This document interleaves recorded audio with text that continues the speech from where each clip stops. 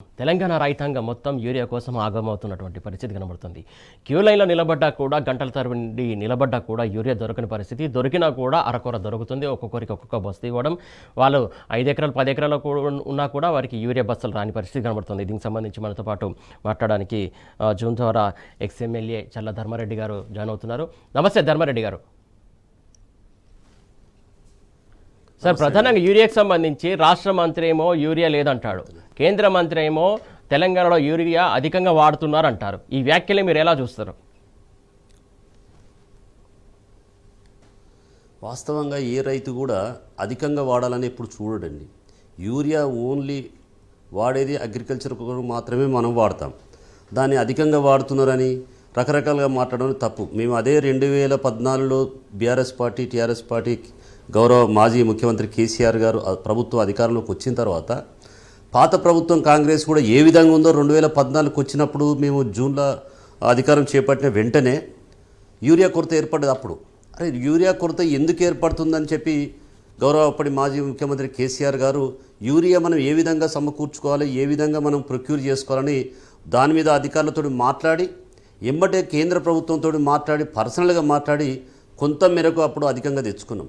అదే 2014కు వచ్చినాక దేశం మొత్తంలో యూరియా జూన్లోనే అవసరం. కానీ మా కేసీఆర్ గారు అప్పుడు ముందుగానే కేంద్ర ప్రభుత్వంతో మాట్లాడి ఏప్రిల్ మేలనే తీసుకొచ్చి బఫర్ స్టాక్ పెట్టించి రైతులను ఒక్క రోజు కూడా ఇబ్బంది పెట్టకుండా ఎవరికి ఎంత అవసరమో ఎన్ని మెట్రిక్ టన్నులు అవసరమో ఇస్తూ ఈరోజు 2023లో మేము అధికారం కోల్పోయే రోజు వరకు దాదాపు వరంగల్ జిల్లాలో 17,000 మెట్రిక్ టన్నులు యూజ్ అయ్యే విధంగా మరి తీసుకొచ్చి బఫర్ స్టాక్ పెట్టి అందించాం.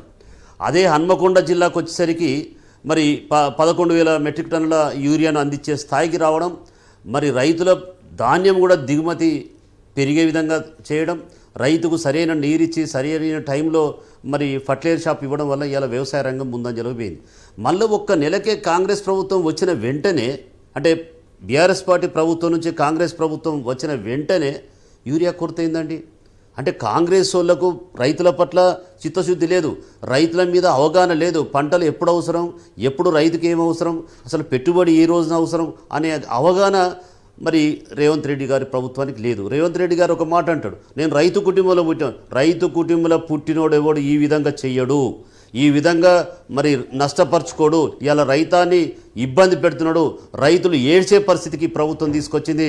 రేపు కాంగ్రెస్ ప్రభుత్వం కూడా ఏడ్చే పరిస్థితికి వస్తుందని చెప్పి నేను ఈ సందర్భంగా తెలియజేస్తున్నాం. ముఖ్యంగా మరి అటు మరి అగ్రికల్చర్ మినిస్టర్గా కూడా మరి ఈయన తుమ్మల గారు ఉన్నారు. వారికి రైతుల పట్ల కానీ రైతాంగం పట్ల కానీ వ్యవసాయం పట్ల కానీ కొంత అవగాహన ఉంది. కానీ ఎందుకు ఈ విధంగా చేస్తాడో నాకు అంతుపట్టడం లేదు. ఇలా రైతులు చెప్పులు పెట్టుకోవడం ఏంది, బ్యాగులు పెట్టుకోవడం ఏంది, బట్టలు ఇడిచి పెట్టుకోవడం ఏంది, మధ్యాహ్నం లంచ్ ఇంటికి దానికి తెప్పించుకొని పిల్లలతో చెప్పించుకొని తినాల్సిన పరిస్థితి ఏంది. ఇలా కుటుంబంలో 3 ఉంటే 4 ఉంటే కాలేజీ మాన్పించుకొని వచ్చి కాలేజీ పోయే పిల్లవాడు కూడా మాన్పించుకొని వచ్చి బీటెక్ చేసే పిల్లవాడు కూడా మాన్పించుకొచ్చి ఇలా లైన్లో నిలబెట్టే పరిస్థితి వచ్చింది. మరి ఏ విధంగా ఎందుకు రావాల్సి వచ్చిన పరిస్థితి? మరి అదే కాంగ్రెస్ ప్రభుత్వం రాగానే ఎందుకు వచ్చింది? బీఆర్ఎస్ పార్టీ అధికారంలో ఎందుకు రాలేదు? ఇలా రైతాంగం అంతా చూస్తూ ఉన్నారు. రేపు రాబోయే రోజుల్లోని కర్రు కాల్చి వార్తలు పెట్టే రోజు కూడా వస్తుంది. కాంగ్రెస్ ప్రభుత్వం నిజంగా చెప్పాలంటే రేవంత్ రెడ్డి గారిని నేను ఒక మాట అడగదలుచుకున్నాను. అసలు నీకు ప్రభుత్వం పైన పరిపాలన పైన పట్టు రాలేదు. కనీసం మీ మంత్రులు కానీ మీరు కానీ ఏదన్నా ఒక్కరోజు యూరియా ఎందుకు అని చెప్పి రివ్యూ తీసుకున్నారా, మీటింగ్ పెట్టారా? ఎందుకు వస్తలేదు, దేని వలన వస్తలేదు, మరి కేంద్ర ప్రభుత్వం మనకి ఎందుకు ఇవ్వలేకపోతుందనే ఆలోచన ఉందా, మీకు చిత్తశుద్ధి ఉందా అని నేను అడుగుతా ఉన్నా. ముఖ్యంగా రైతులకు ఇదే కాదు, రైతుకి ఏం అవసరం అండి, ఏం నిన్ను కోరుతారు? కావాల్సిన టైంకు ఫర్టిలైజర్ కావాలి, కావాల్సిన టైంకు పెట్టుబడి అందాలి. ఈ 2 సంవత్సరాల పెట్టుబడి నువ్వు రైతు బంధు ఏం చేసావు? రైతు బంధులు ఇన్ టైంలో వ్యవసాయం చేసే టైంలో పెట్టుబడి అందించావా? అది లేదు. 2 సార్లు నువ్వు ఇప్పుడు 2 టర్ములు రైతు బంధు ఎగ్గొట్టావు. మరి రైతు ఎక్కడి తెచ్చుకోవాలి, పెట్టుబడి ఎక్కడి తెచ్చుకోవాలి? పెట్టుబడి పెట్టడం కాకుండా యూరియా బస్తాలు ఇవ్వవు. యూరియా బస్తాలకు నానా రకాల ఇబ్బంది పడుతూ ముసలోళ్ళు, వయసోళ్ళు, పిల్లలు, కాలేజీ పోయే పిల్లలు వచ్చి లైన్లో నిలబడడం అంటే నీకు సిగ్గు అనిపిస్తలేదా? రోజు టీవీల ద్వారా కానీ పత్రిక ద్వారా కానీ లైన్లో నిలబడరు ఈ ప్రాంతంలో చెప్తా ఉంటే. ఇంకొక సిగ్గుకరమైనటువంటి విషయం ఏమిటంటే మా సంఘం మండలంలో నల్లబెల్లి గ్రామంలో యూరియాకు కొడుకు, భార్య, భర్త 3 లైన్లో నిలబడి బస్తాలు తీసుకొని పోతే అట్లా ఒక 10 మంది రైతులు కలిసి సాయంత్రం పూట ట్రాక్టర్లు వేసుకొని పోతే ఇది దొంగ యూరియా అని పట్టుకొని కేసులు పెట్టిలండి. రైతు మీద కేసులు పెట్టడం అనేది నీకు సిగ్గుచేటుగా అనిపిస్తలేదా రేవంత్ రెడ్డి గారు అని చెప్పి నేను అడుగుతా ఉన్నా. ముఖ్యంగా రైతు అనేవాడు యూరియా దొంగతనం చేస్తాడా? ఏమవసరం, నీ గోదాంలో ఉంటుంది, నీ గోదాంలో అధికారులు ఉంటారు, దానికి ఒక సొసైటీ ఉంటుంది, దాని నుంచి ఒక సిగ్గు అనిపిస్తుందా? టీవీలో ఏ విధంగా కనపడుతున్నాయి లైన్లు? అంటే లారీలలో పోతే దొంగ యూరియా కదా, పక్కదారి పడుతున్నది యూరియా అనుకోరా? అంటే ఏదైతే కచ్చర్లో తీసుకపోతేనే అది దొంగ యూరియా కిందకి సృష్టిస్తారు వీళ్ళు.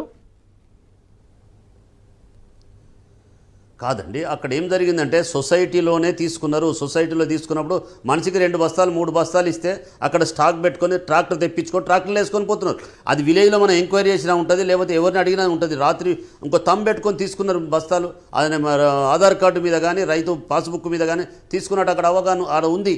దాన్ని కావలసుకొని కాంగ్రెస్ స్థానిక ఎమ్మెల్యే మా పార్టీ కాదు మీరు అని చెప్పి కేసులు పెట్టడం, అది కూడా నాన్ బెయిలబుల్ కేసు పెట్టడం. రియల్గా రైతులను పెట్టేటప్పుడు కొద్దిగా ఆలోచించాల్సిన అవసరం ఉంది. కనీసం మీకు రేవంత్ రెడ్డి గారి దృష్టి కూడా పోలేదని చెప్పి నేను ఈ సందర్భంగా అడుగుతాను. పక్క రాష్ట్రాలకు యూరియా తరలిపోతున్న వీళ్ళ కనబడట్లేదా? చోద్యం చూస్తున్నా అధికారులు కావచ్చు, లేకుంటే ప్రభుత్వం సంబంధించినటువంటి పోలీసులు కావచ్చు. అసలు పక్కదారులకు తరలిపోవడం కాదు, వీళ్ళే అమ్ముకుంటారు ఫర్టిలైజర్ షాప్ వాళ్ళకు. ఒక మూటా తయారైంది. ఇలా కాంగ్రెస్ నాయకులు గ్రామ స్థాయిలో ఉన్న వాళ్ళందరూ కూడా కుమ్మక్కై పై స్థాయి నుంచి కింది స్థాయి వరకు వాళ్ళు అవినీతి చేస్తూ ఉన్నారు. వాళ్ళు యూరియా బస్తాలు తీసుకొని బ్లాక్లు అమ్ముకుంటారు. అసలు యూరియా బస్తా బ్లాక్లు అమ్ముకోవడం అయితే నిజంగా ఇలా చాలా సిగ్గుసేటు. అసలు దాన్ని ఆలోచించాల్సిన అవసరం ఉంది ప్రభుత్వానికి. ముఖ్యంగా ఈరోజు అదే కాదు, ముఖ్యంగా నేను చెప్తా ఉన్నా, కరెంటు నీకు ఎందుకంటే రైతులకు కరెంటు ఎందుకంటాడు? సిగ్గు లేదా అండి? కరెంటు రైతు ఏమైనా తింటాడా, ఏమైనా చేసుకునేదా? తనకు అవసరం ఉన్నప్పుడు మోటార్ ఆన్ చేసుకొని కరెంటు ప్రభుత్వం చేపట్టిన వెంటనే రైతులకు ఇన్ని గంటల కరెంటు వద్దంటావు. ఇలా కరెంటు లేకుండా చేస్తున్నావు. రైతులు మళ్ళీ రాత్రి పోయి పడుకోవాల్సిన పరిస్థితి ఉన్నది. ఇలా ఇంట భార్య పిల్లలతోటి సుఖంగా ఉండే స్థాయికి మా ప్రభుత్వం తీసుకొస్తే, కేసీఆర్ గారు తీసుకొస్తే, ఇలా భార్య పిల్లలు కాకుండా మళ్ళీ బావుల దగ్గర పండిపిస్తున్నది వాస్తవం కదా?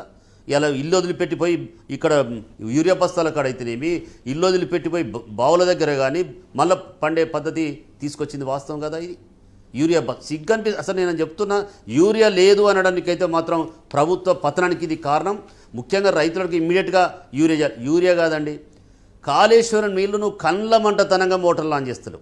కండ్ల మంటతనంతో ఇది చేస్తే కేసీఆర్కి ఎక్కడ పేరు వస్తుందో ఆ ప్రభుత్వం చేసింది కదని. ఇలా కాళేశ్వరం వచ్చినాకనే కదా మా ప్రాంతం కానీ, కరీంనగర్ ప్రాంతం కానీ, నల్గొండ కానీ, ఉమ్మడి నల్గొండ, ఇటు మా మైబాద్ వరకు టేలెండ్ వరకు నీళ్లు పోయినాయి. అటు జనగాం దేవాదులు నడిస్తే జనగాం చేరియాల ఎండిపోయే ప్రాంతాల్లో నీళ్ళు వస్తే ఇలా సస్యశ్యామలంగా మారింది వాస్తవం కాదా?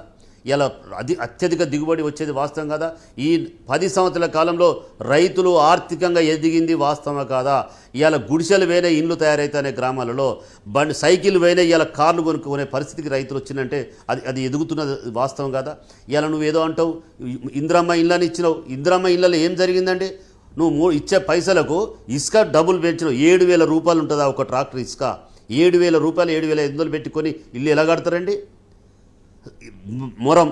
మొరం గ్రావెలు నీ అధ్యక్షుడు అమ్ముకుంటాడా? నీ అధ్యక్షుడు చిట్టీలు చెమ్ముతాడా? గ్రామ పార్టీ అధ్యక్షుడు అమ్ముతాడా?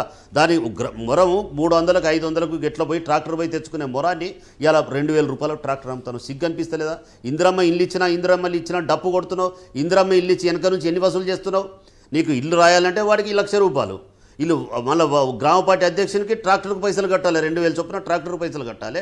ఇసుక తెచ్చుకుంటే మధ్యలో పోలీసు వాళ్ళని పట్టుకోమంటావు, వారిని పట్టుకోమంటావు. మీరు పర్మిషన్ ఇచ్చిన కానీ తెచ్చుకుంటే కూడా పోలీసు వాళ్ళు పట్టుకొని 5,000 రూపాయలు ట్రాక్టర్ వసూలు చేస్తాడు. ఇది వాస్తవం కాదా? ఒక్కసారి నువ్వు వెనుక తిరిగి ఏం జరుగుతుందో ఆలోచించాల్సిన అవసరం లేదు. ముఖ్యంగా రైతులను ఇలా యూరియా కానీ కరెంటు కానీ మళ్ళీ నీళ్ళు ఇచ్చే పరిస్థితి ఉందా లేదో చెప్పు. లేకపోతే రేపు అసెంబ్లీలో జరిగేటప్పుడు మా వాళ్ళు నిలదీస్తారు. రేపు గ్రామ స్థాయిలో ఎలక్షన్ పెట్టాలనుకుంటున్నారు కదా, గ్రామాల్లోకి వస్తే తెలుస్తుంది నీకు ఇలా రైతులు ఏం మాట్లాడుతున్నారు. అసలు మీ కార్యకర్తలు కావచ్చు, మీ లీడర్లు కావచ్చు, ఏం చెప్తాను మీరేమి. నేను రేవంత్ రెడ్డి గారు చెప్తున్నా, ఒక్క శాఖ అయినా కనీసం పూర్తి స్థాయిలో రివ్యూ చేసి దీనికి సంబంధించి సాల్వ్ చేస్తా అని చెప్పేలా చెప్పింది చేసిందా? ఇలా 6 గ్యారెంటీలు అన్నావు, ఏం గ్యారెంటీ చేసావు? ఏదొక్కటి చేసావు? రైతులకు ఇచ్చే రైతు బంధుని ఎగ్గొట్టినావు, ముసలోళ్ళకి ఇచ్చే పెన్షన్ 2 నెలలు ఎగ్గొట్టినావు, 3వ నెల ఎగ్గొట్టడానికి 30వ తారీఖు వచ్చినావు. పోయిన ఫస్ట్ తారీఖు ఇవ్వాల్సిన పెన్షన్ 31 తారీఖు తెచ్చినావు, నాకు తెలిసి నేను 100% చెప్తున్నా. రేపో మాప గిట్ల తిప్పితే మళ్ళీ 1వ తారీఖు ఇస్తావు, వచ్చే నెల మళ్ళీ అవతల 1వ తారీఖు ఇస్తావు, ఒక నెల ఇక్కడ కట్టుకొచ్చినట్టు అవుతుంది. అంటే మీరు చేసే దుర్మార్గమైనటువంటి నీచమైనటువంటి పనులను ఇలా ప్రజలు ఓర్చుకునే పరిస్థితులు లేదు.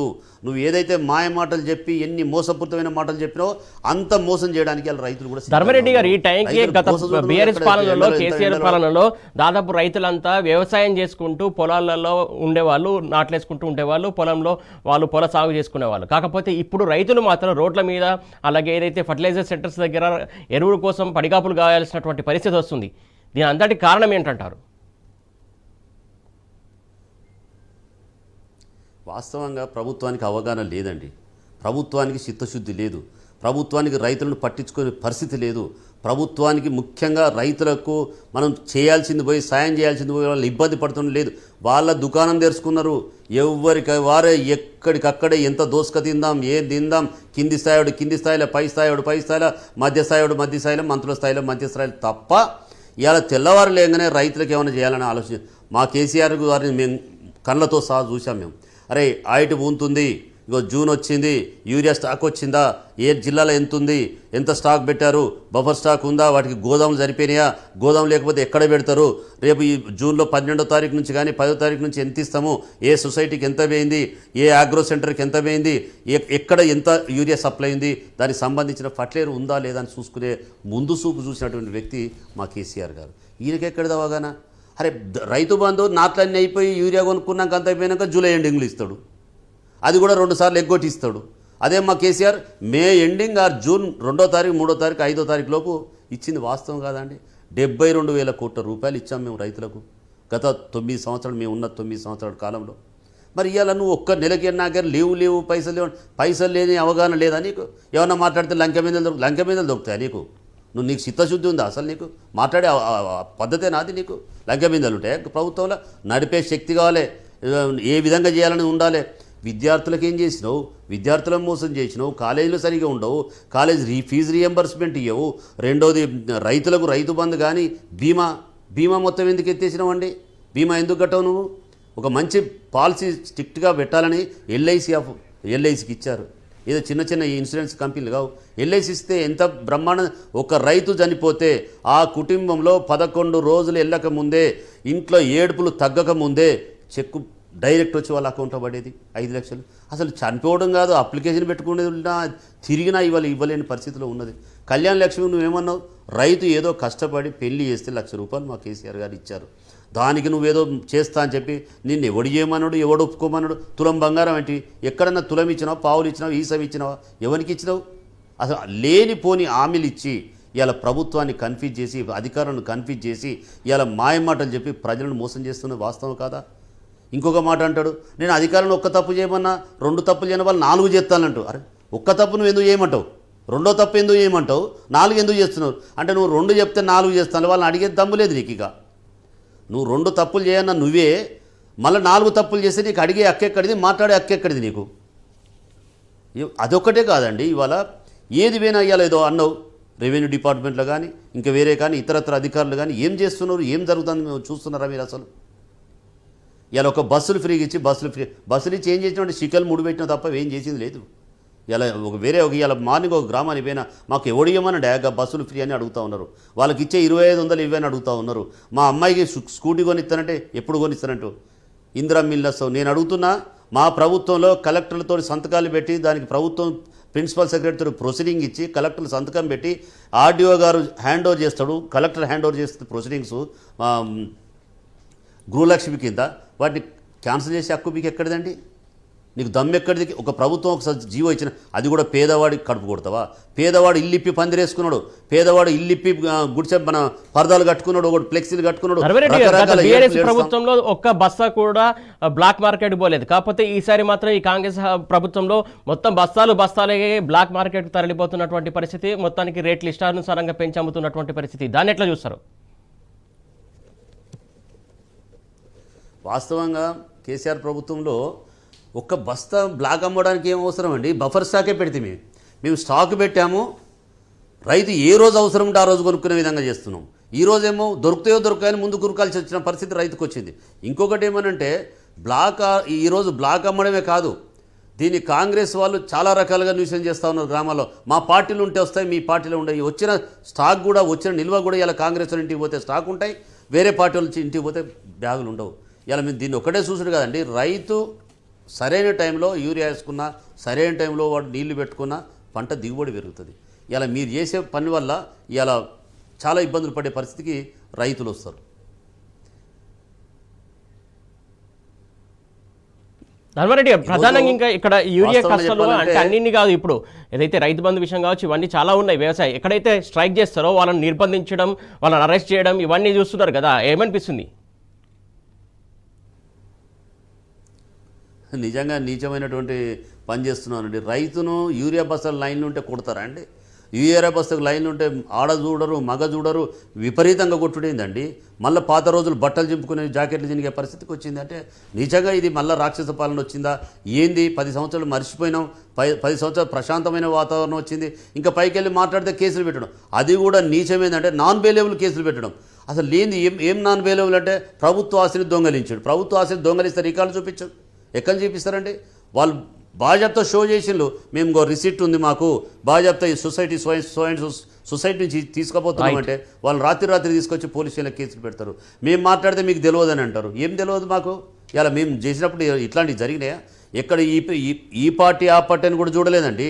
నిజంగా చెప్పాలంటే యూరియా మీద ఇప్పటికైనా చర్యలు తీసుకొని మనం చేస్తే ఊకుంటాం. లేకపోతే రైతుల పక్షాన మేము పోరాడాల్సిన అవసరం ఉంటుంది. సొసైటీల కాడ మేము అది చేయాల్సిన అవసరం ఉంటుంది.